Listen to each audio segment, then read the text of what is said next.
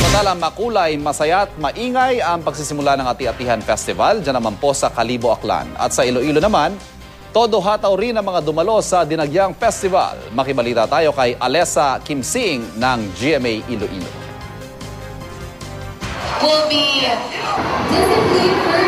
Sa opening salvo pa lang ng Dinagyang Festival ng Iloilo, todo hataw na ang mga tribong kasali sa Dinagyang Ati Tribe Competition.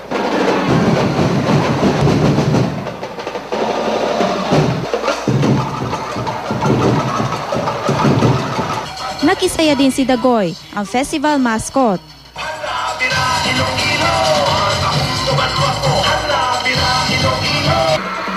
Ang lahat ng ito, patikim pa lang sa pagtatanghal na gagawin sa final showdown sa January 26. Para naman matiyak ang kaligtasan ng mga kalahok pati na ng mga turista, ipinatutupad na sa Iloilo City ang total gun ban. Kasama sa mga hindi pwedeng magdala ng baril ang mga gwardya. Tatagal ito hanggang sa January 27.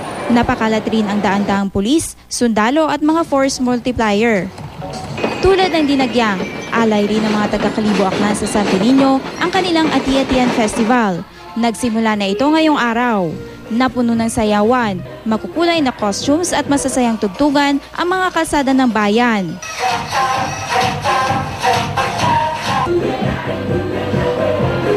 Ito ang sinaot sa kalye o sayawan sa kalsada. Mga guro ang lumahok dito. Sentro ng aktibidad ang pagsusulong ng pangangalaga sa kalikasan. Kaya ang mga costume ng mga kalahok gawa sa recycled materials. Kailangan nating magtipid ngayon kaya nag-observe ng policy ng reusing, recycling at saka reducing waste ba. Nagkaroon din ng higante contest kung saan ipinarada ang mga naglalakihang Disney characters. Bawat bayan ng Aklan may kanyang-kanyang ibinida. Bago ang parada, dinaluhan ng mga deboto ng Santo Niño ang taunang sadsad pasasalamat sa Batang Jesus. Ginawa ito sa pamamagitan ng iba't ibang pagtatanghal. May mga nagpakitang gilas sa pagtugtog ng tambol. It's a great party and the music is magic. We enjoy very much. Alessa Kimsing, Nagbabalita, Pilipinas.